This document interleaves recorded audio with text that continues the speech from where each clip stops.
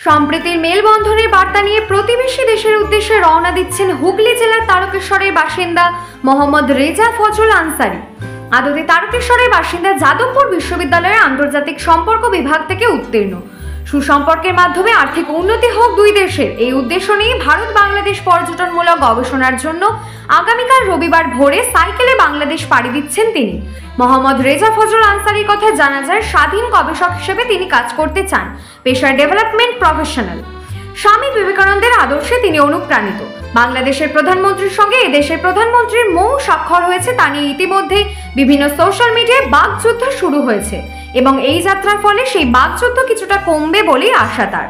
ভারত বাংলাদেশ পর্যটনমূলক গবেষণার জন্য বাংলাদেশে এই যাত্রা ইতিমধ্যে বাংলাদেশ পর্যটন কর্পোরেশন থেকে আমন্ত্রণ জানানো হয়েছে। আগামী রবিবার রওনা দেবে রেজা। এই দুই দেশের মধ্যে যাতায়াত যোগাযোগ বাড়লে দুই দেশের আর্থিক উন্নতি হবে। বন্ধুত্বপূর্ণ শান্তির বার্তা নিয়ে বাংলাদেশ হয়ে ত্রিপুরা পৌঁছাবে। দুই দেশের মধ্যে যাতায়াত বাড়লে আর্থিক দিক থেকে সমৃদ্ধ হবে দুই দেশই। Bureau report, Bengal news express. সমালোচনা বা যুদ্ধ সেটা কি কিছুটা সলভ হবে বলে মনে হয়? হোপফুলি আমরা হোপ তো করতে পারি, আশা কেন ছাড়বো। এবার ওখানে গেলে কথা বললে বোঝা যাবে। এবার বিশেষভাবে আমি বলতে চাই যে আমি নিজে আমার আইডিওলজির কারণে আমি পপুলিজমের বিরুদ্ধে। আমি পপুলিজম খুব একটা পছন্দ নয় আমার। আর পপুলিজম যে একটা লাইফ লং সলিউশন সেটাও আমি মনে করি না। তো যাই দেখি, মানুষের সাথে কথা বলি। আমি আমার তরফ থেকে একজন সাধারণ মানুষ হিসেবে যতটুকু বোঝানো যায় মানুষকে আমি চেষ্টা করব। ওখানেও শুভবুদ্ধি সম্পন্ন লোকজন আছেন, আমার দেশেও শুভবুদ্ধি সম্পন্ন লোক আছেন। কিছু লোক থাকবেনই প্রত্যেকটা দেশেই, প্রত্যেকটা জায়গায়, যারা কোনো কিছু ভালো হলে সেই ভালোটাকে খারাপ করে দেওয়ার চেষ্টা তাদের মধ্যে থাকবে। এটা হিউম্যান বিহেভিয়ার, সেইটা তো কিছু করার নেই। সেইটাকে মাথায় রেখেই আমাদেরকে এড়িয়ে চলে যতটা পজিটিভলি এগিয়ে যাওয়া যায় উন্নয়নের জন্য, সেই প্রচেষ্টাটাই আমি করতে চাই। আপনার এই জার্নিটা কত দিনের? জার্নি আমার আশা করছি 2 সপ্তাহের মধ্যে কমপ্লিট হয়ে যাবে, কারণ আমি হাওড়া থেকে স্টার্ট করব আগামীকাল। হাওড়া থেকে বনগাঁ হয়ে আমি ঢুকবো ফরিদপুর হয়ে, ঢাকা হয়ে, ব্রাহ্মণবেড়িয়া, আখাউড়া হয়ে আগরতলা। তো এই ডিস্টেন্সটা হচ্ছে 550 কিলোমিটারও নয়, 535 কিলোমিটার। যেখানে শিয়ালদা থেকে আপনি যদি দার্জিলিং মেলে এনজেপি যান সেই ডিস্টেন্স হচ্ছে 560 কিলোমিটার। শিলিগুড়ি যদি যান কাঞ্চনকন্যা এক্সপ্রেসে 570 কিলোমিটার। এই ডিস্টেন্সটা কিন্তু আরও কম, 535 কিলোমিটার, কলকাতা থেকে ঢাকা হয়ে আগরতলা। তো আশা করছি আমি 14 দিনের আগেই শেষ করে নিতে পারবো। 14 দিন আমার একটা এম আছে, 14 দিনের মধ্যে শেষ করার। এই ট্রিপের পর আগামী দিনে কি পরিকল্পনা?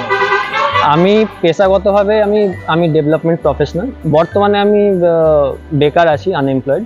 বাট আমি নেক্সট পরের মাসে, জুলাই মাসে আমি ডেভেলপমেন্ট ম্যানেজমেন্ট পড়তে যাচ্ছি নয়ডাতে।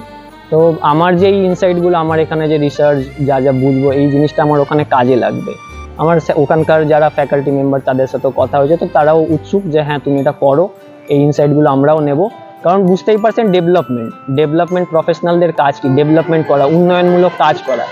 আমাদের যে সমস্যাগুলো সমাজে আছে সেইগুলোকে আইডেন্টিফাই করে সেইখান থেকে আমরা কিভাবে আরো উন্নয়নমূলক কাজ করতে পারি।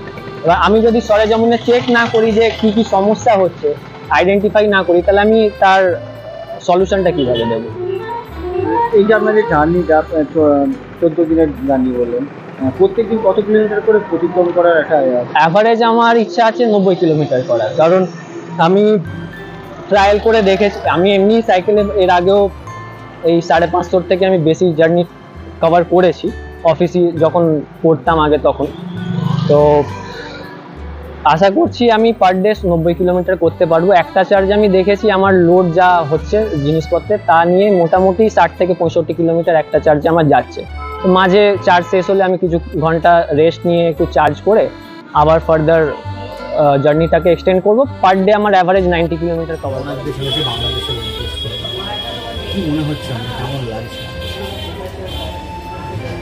আমরা কিছুদিন যাবৎ অনেক চিন্তায় ছিলাম যে ও বললো যে বাংলাদেশে যাবে, তাও সাইকেল করে।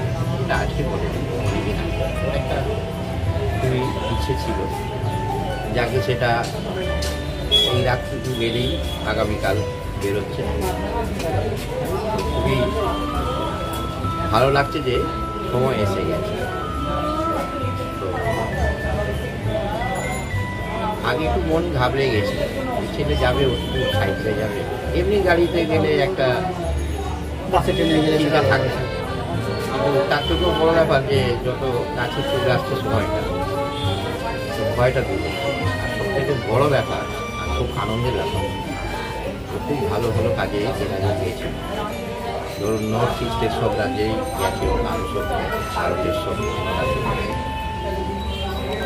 আজকেও একটা খুব ভালো ভারত বাংলাদেশের যে সম্প্রীতির যে সম্পর্ক